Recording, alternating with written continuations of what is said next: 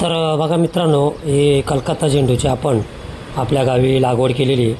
अतिशय सुंदर असा हा 1.5 ते 2.5 एकरामध्ये हा प्लॉट बसलेला आहे.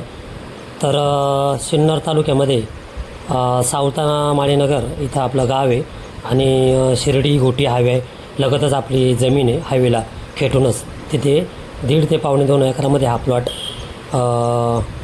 केलेला आहे आम्ही. आणि पहिल्याच वर्षी आम्ही झेंडूची कलकत्ता झेंडूची लागवड केलेली आहे.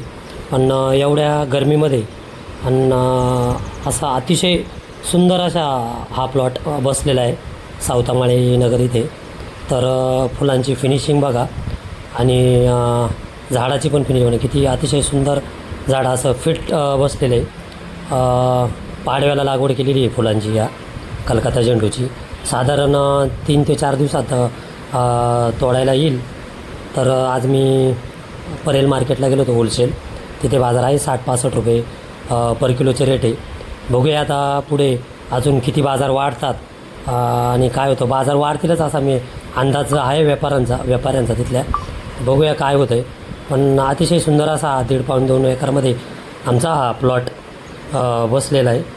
तर हे कलकत्ता झेंडू आहे. तर बघू आता काय बाजार भेटतात ते आता पुढं आपल्याला समजेलच एवढ्या 15